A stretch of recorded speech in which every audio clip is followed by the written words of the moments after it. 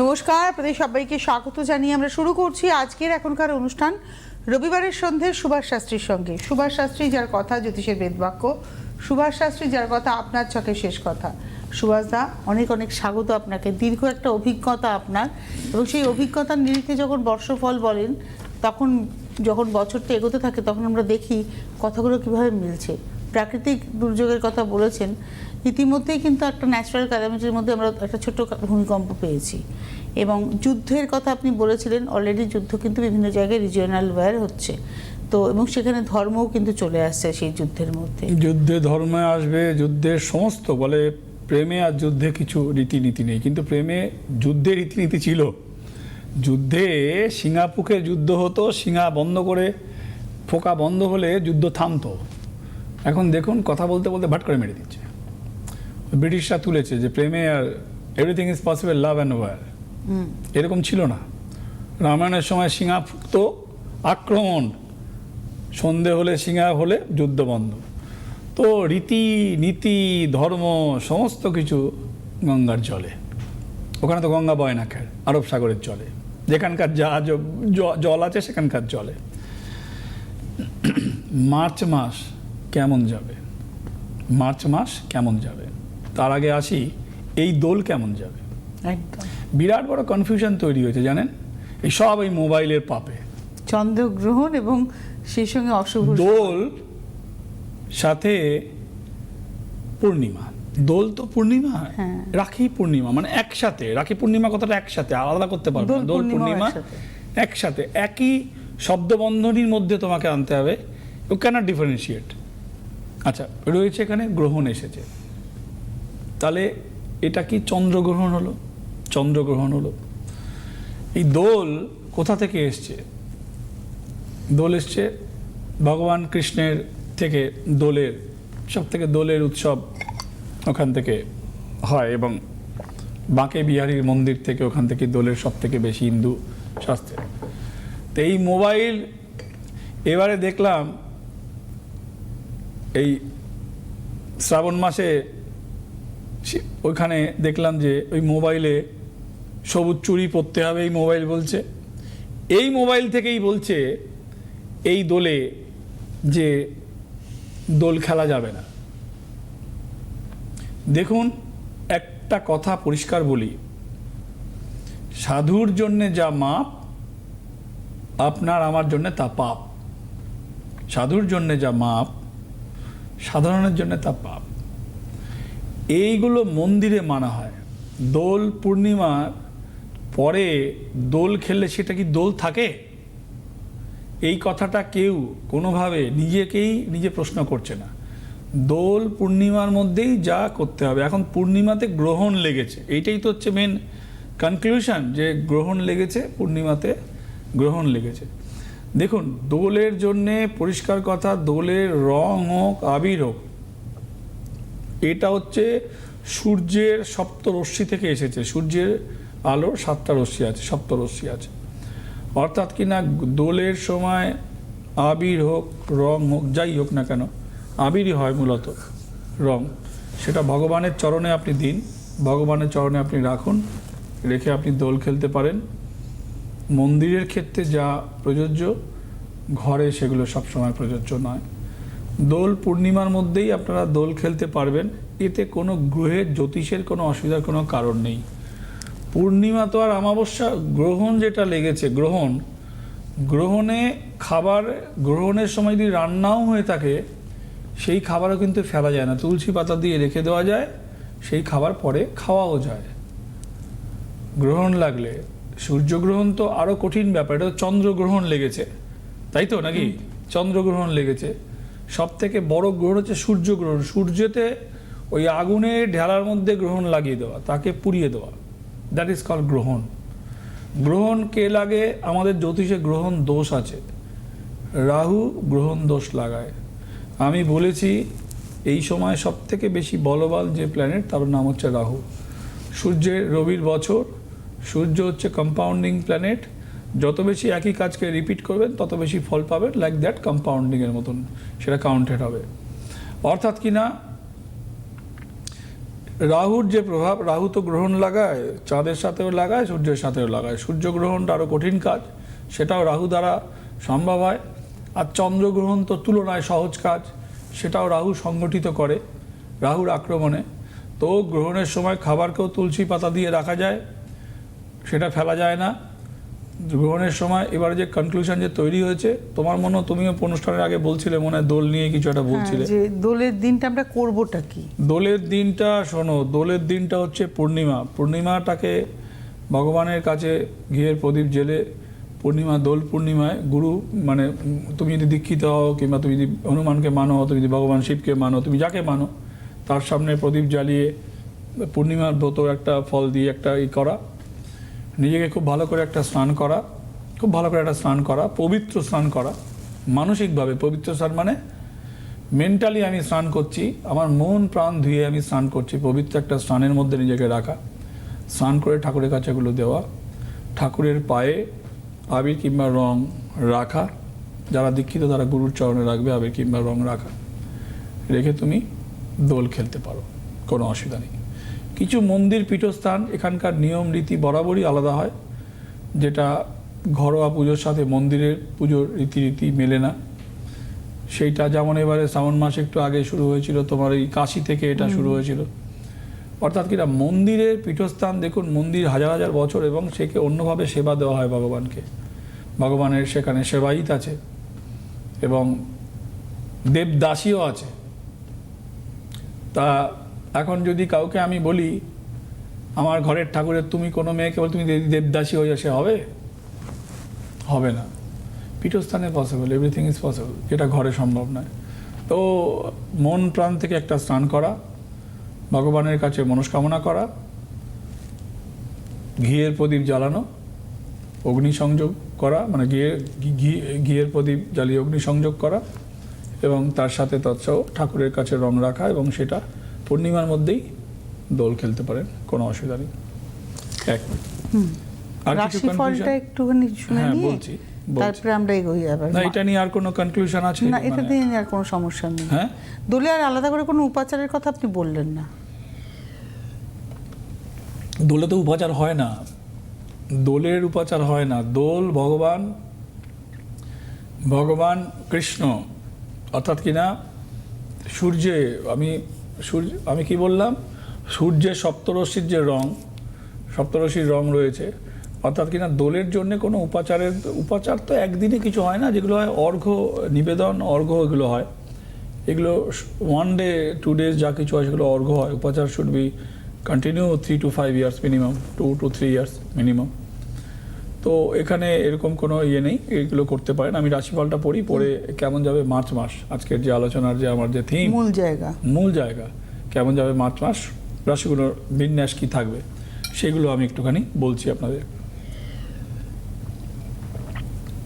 প্রথম কথা হচ্ছে যে মেষ রাশি, মানসিক অশান্তি, বিবাহ যোগ, কর্মক্ষেত্রে পরিবর্তন, আর্থিক ক্ষতি, বন্ধুভাগ্য ভালো নয়। বৃষ, বিদ্যায় শুভ, প্রাপ্তিযোগে বাধা, আর্থিক শুভ, নতুন চিন্তায় সাফল্য, সম্পর্ক নিয়ে মানসিক টানামানি। মিথুন রাশির সাংসারিক অসুবিধায় মতবিরোধ, আর্থিক অসুবিধা, নিজের লোকের শরীর ভালো নয়, এবং আর্থিক ক্ষতির মুখে মিথুন রাশি পড়তে পারে, আর্থিক ক্ষতির মুখে। কর্কট রাশি, মানসিক চাপ বৃদ্ধি, শত্রুতা বৃদ্ধি, নতুন কর্মযোগ, ব্যবসায় শুভ। সিংহ রাশি, শত্রুতা বৃদ্ধি, কর্মক্ষেত্রে ঝামেলা, স্থান পরিবর্তনে শুভ, আর্থিক ক্ষতি, কারুর দ্বারা আপনার ক্ষতি সংঘটিত হওয়ার যোগ, বিশ্বাসঘাতকতা। কন্যা রাশি, কর্মক্ষেত্রে শুভ অনুষ্ঠান, সাফল্য, মানসিক কষ্ট, সম্পত্তি নিয়ে বিবাদ। তুলা, মানসিক শান্তি, আর্থিক ক্ষতি, প্রেম প্রণয়ে বাধা এবং নতুন সুযোগ। কর্মক্ষেত্রে নতুন সুযোগ আসবে, সম্পর্ক নিয়ে আপনার সামনে আপনি ঝামেলার মুখোমুখি হবেন।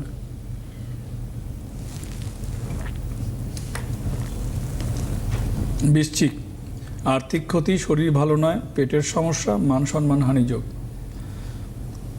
ধনু, কারুর দ্বারা প্রতারিত যোগ, ঋণ শোধ, বিদ্যায় শুভ, হয়রানি, প্রাপ্তি যোগ কিন্তু ধনুরাশির রয়েছে। মকর, সুযোগ নষ্ট, হৃষ্টফাড়া, শত্রুতা বৃদ্ধি, মতবিরোধ। কুম্ভ, বিদ্যায় শুভ, শরীর ভালো নয়, আর্থিক ব্যয়, সম্পর্কের অবনতি, মানসিক চাপ বৃদ্ধি। মীন, কর্মক্ষেত্রে অসুবিধা, বিবাহ যোগ, সম্পত্তি নিয়ে শুভ যোগ, সাংসারিক অশান্তি, নিজের শরীর ভালো নয়।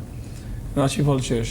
তো সুভাষ দা, এবার শুরু করি। মার্চ মাস কেমন যাবে? সময়টা একটু দেখাস আমাকে, মার্চ 10 মাস কেমন মিনিট সব যাবে? হয়েছে। 10 মিনিট হয়েছে, ঠিক আছে। আমাকে টাইম টু টাইম দেখালে আমার একটুখানি আমার মানে একটু বুঝতে সুবিধা হবে। যেটা আমি বলছিলাম, এই যে মার্চ মাসে ফিনান্সিয়াল ক্রাইটেরিয়া তৈরি হবে, অর্থনৈতিকভাবে প্রচণ্ড চাপের মুখে থাকবে। 2-3টে রাশি এর মধ্যেও ভালো ফল করবে। 2-3টে রাশি, এক হচ্ছে যে মকর রাশি, এখানে শ্রবণা নক্ষত্র যদি আপনার হয় আপনি ভালো ফল করবেন। 2 হচ্ছে কন্যা রাশিও কিছুটা ভালো ফল করবে। এবং মিথুন রাশি, বৃষ রাশি, কৃত্তিকা নক্ষত্র শিফটিং, রোহিণী নক্ষত্র চন্দ্রের রবিচন্দ্র এখানে কিন্তু ভালো ফল করবে। অর্থাৎ কিনা বৃষ রাশি, কন্যা রাশি, মকর রাশি ভালো ফল করবে। অন্য রাশি, সিংহ রাশির অবস্থা খুবই খারাপ, মীন রাশির অবস্থা খুবই খারাপ। পাওয়া জিনিস হাত থেকে চলে যাওয়ার যোগ, পাওয়া জিনিস আপনার হাত থেকে বেরিয়ে যাওয়ার যোগ, এবং আপনি সেটাকে কি করে হাউ টু মানে নিজের দিকে আনবেন পালা, সেই চিন্তা করবেন। মার্চ মাস আর্থিকভাবে খুব ক্রাইটেরিয়া যাবে বাকি রাশিগুলো, যেগুলোর কথা বললাম না তাদের জন্য। ধরুন ফর এক্সাম্পল, আপনার কোনো একটা গত মাসে কাজের কথা হয়ে রয়েছে, মানে হয়ে রয়েছে মার্চে হবার যোগ, সেটা আপনার দেখবেন মার্চ মাসে কার্যকরী হলো না, হয়তো গিয়ে এপ্রিলে হবে। কিন্তু মার্চ মাসের কথা আমি কেমন যাবে মার্চ মাস আজকের আলোচনায়। গতকাল আমার কাছে একজন লোক এসেছিল বারাসাতে, তিনি বলছিলেন আমাকে যে ভাই আপনি একজনকে বলেছেন এবছরে চাকরি হবে না, সে একটা চাকরি পেয়েছে। তা আমি বললাম আমি কি বলেছি, চাকরি পাবে না? না, বলছে হবে, এই বছরটা হবে না। তাহলে সে জয়েন করেছে, বলছে না জয়েনটা এখনো করেনি, জয়েনিংটা আসেনি, একটা চাকরি পেয়েছে। আমি বলেছি 2026-এ তোমার কিন্তু চাকরির যোগ চান্স কম, কি হবে না কি পরে হবে, 27-এ হবে। সে 26-এ একটা অ্যাপয়েন্টমেন্ট লেটার পেয়েছে অলরেডি, 1-2 মাস হয়ে গেছে। তো আমি বললাম জয়েনিং হয়ে গেছে, মাইনে পেয়েছে? বলে জয়েনিংই হচ্ছে না। এখন এই প্যানেলটা ফেলে দেবে না যাবে, ভগবান করুক নিক, ভগবান করুক, সে প্যানেলটা নিক, সে জয়েনিং করুক। জয়েনিংটা পায়নি এখনো, জানেন। লেটার পেয়েছে, লেটার পাওয়া মানে জয়েনিং পাওয়া, জয়েনিং পাওয়া মানে মাইনে পেয়ে যোগ করা তা নয়, বুঝতে পেরেছেন? যারা এই চাকরির জন্য ছটপট করছে, সরকারি চাকরি, যারা এই ধর্মতলায় বসে রয়েছে, যে মেয়েগুলো ছেলেগুলো যারা মার ধর বৃষ্টি রোদ আর অত্যাচার তো আছেই, খের ওগুলোর মধ্যে যাচ্ছি না আমি বলেই বা কী করবো। তারা অনেকেই জয়েনিং লেটার পেয়েও জয়েনিংটা আর হয়নি। তারা খুব ভালো করে জানে এই সুভাষ শাস্ত্রী এই কথাটা প্র্যাকটিক্যাল কথা বলছে কি বলছে না। মার্চ মাস ফিনান্সিয়ালি ক্র্যাঞ্চ করবে অলমোস্ট এভরি রাশির জন্যে।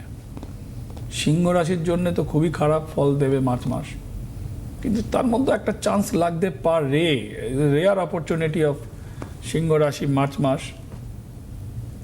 সিংহ রাশি ভালো অবস্থায় নেই, যারা মোটামুটি ওই 60-এর দশকে জন্ম কিংবা 60-এর পরে জন্ম, ভালো অবস্থা নেই। They are not a healthy position, financial and physical also.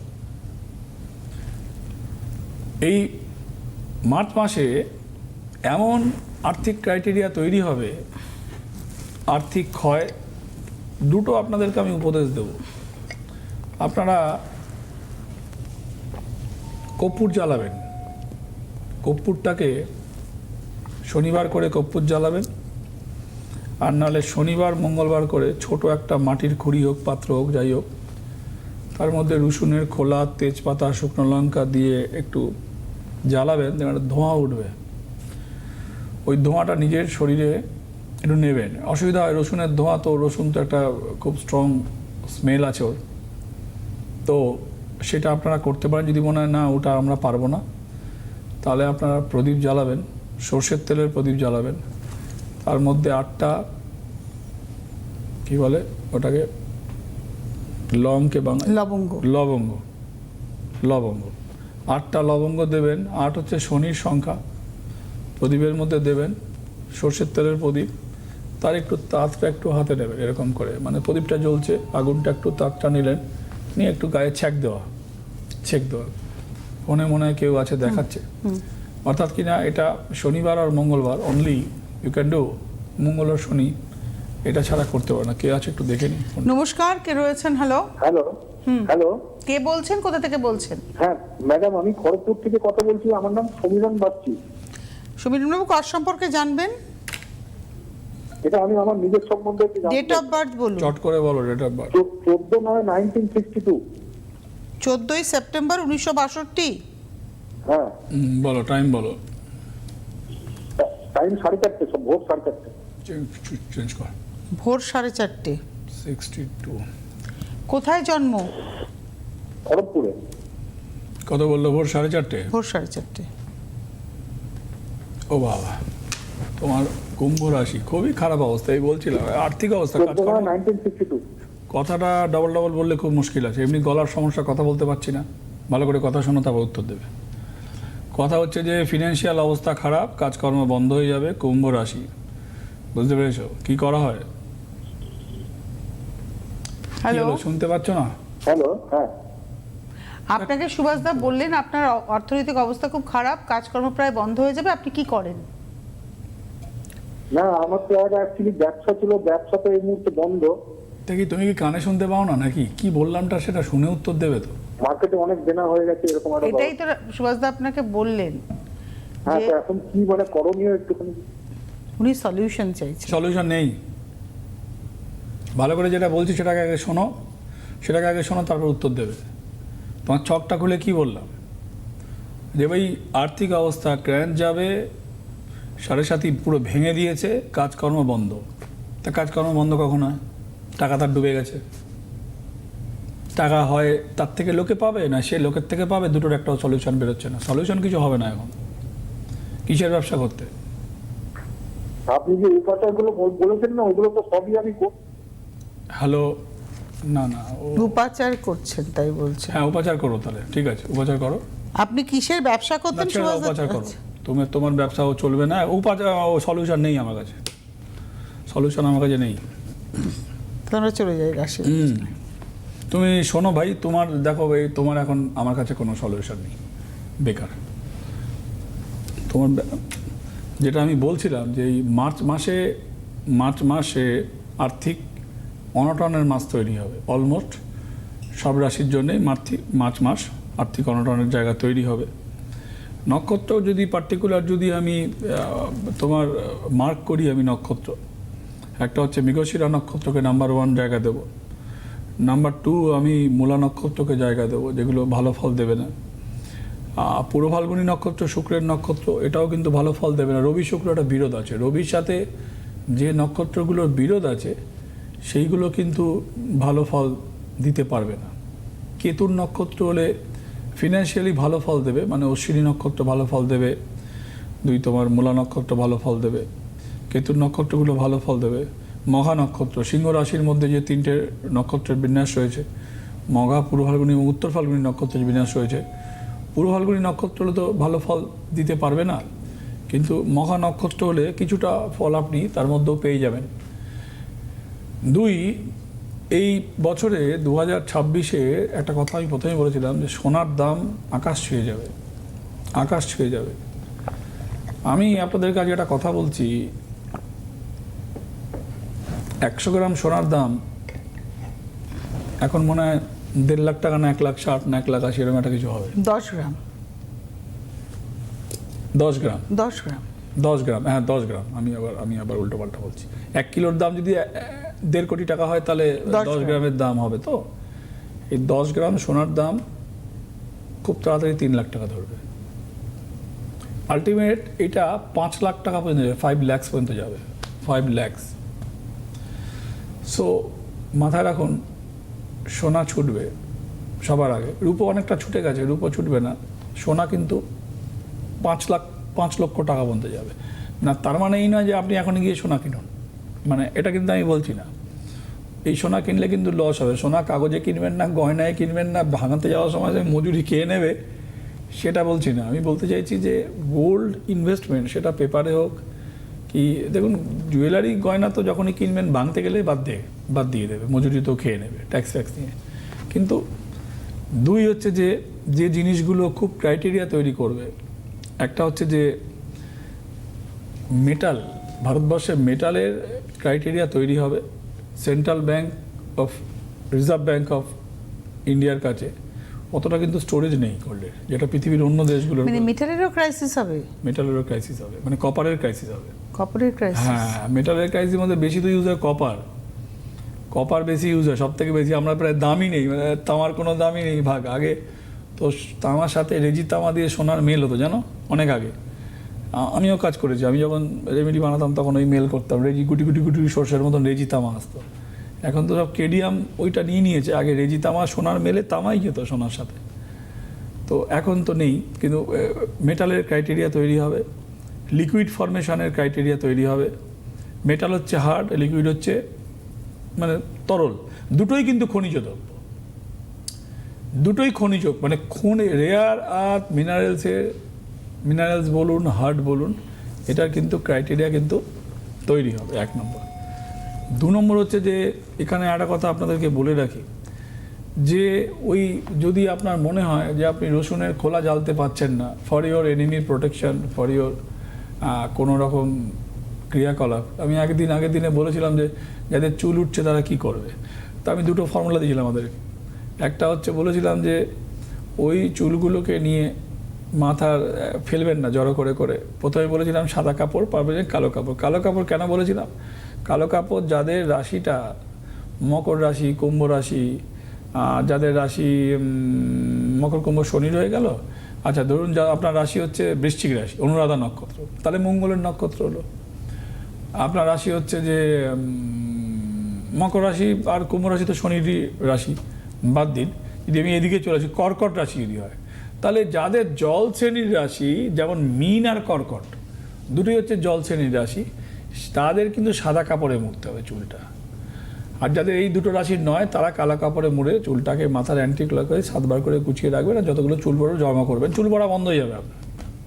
আপনি করে দেখুন, ওর মধ্যে লবঙ্গ দিয়ে দেবেন 2-3টে করে, ওই পুটলিটা গিট বেঁধে রাখবেন। আবার চুলটা পড়লে ফেলবেন না, লোকে থুতু দিয়ে ফেলে দেয়, যাদের চুল পড়ে চিরুনিতে ফেলবেন না, জড়ো করে রাখবেন, জড়ো করে অ্যান্টি ক্লকওয়াইজ ঘোরাবেন 3বার কি 5বার, কিসে 3 থেকে 5বার, 3বারও করতে পারেন, 5বারও করতে পারেন, এটা ঘোরাবেন। এটা করলে 2 হচ্ছে চন্দ্রের সংখ্যা, 2-এ তো হবে না, 3 বৃহস্পতি, বুধ হচ্ছে 5। আমাদের আপার লেয়ার চন্দ্র আর বুধ কন্ট্রোল করে, ওয়াটার কন্ট্রোল করে। যাদের রাশি হচ্ছে কর্কট রাশি এবং মীন রাশি, একটা হচ্ছে মীন রাশি হচ্ছে এয়ার টাইপ, কর্কট রাশি হচ্ছে ওয়াটার টাইপ। ওয়াটার আর এয়ারের কম্বিনেশন হলে সাদা কাপড়ে মুড়ে করবেন, আদারওয়াইজ ব্ল্যাক কাপড়ে মুড়ে করবেন, চুলের রং কালো, ওই লবঙ্গ দিয়ে ওটা দিয়ে মুড়ে করবেন। ঘরে কর্পূর জ্বালানো খুব জরুরি।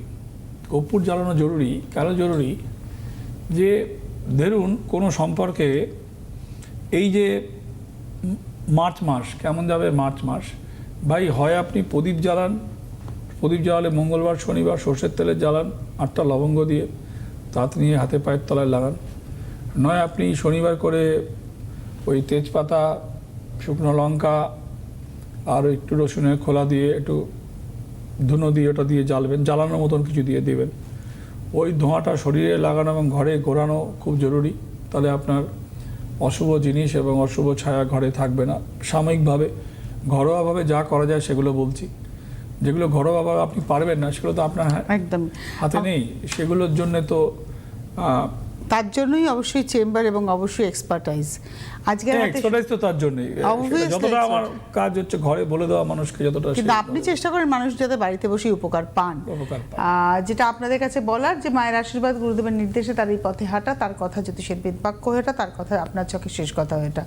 অনেক ধন্যবাদ জানাবো সুভাষদাকে, ধন্যবাদ আপনাদের, নমস্কার। জ্যোতিষ হলো বেদের অঙ্গ, আর সুভাষ শাস্ত্রীর কথা জ্যোতিষ জগতের বেদবাক্য।